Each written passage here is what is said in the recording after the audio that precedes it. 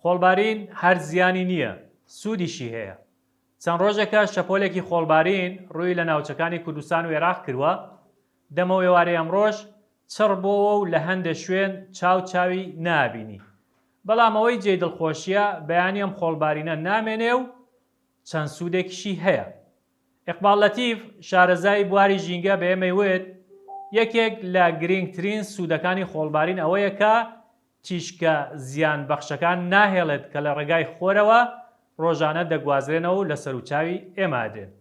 هەروەها ئەو میکرۆبانش دەکوژێت کە لە پلەی گەرمی بەرزە دەژین، دوای خۆڵبارین هەوا فێنک دەبێ و پلەی گەرمە دائەبەزێت.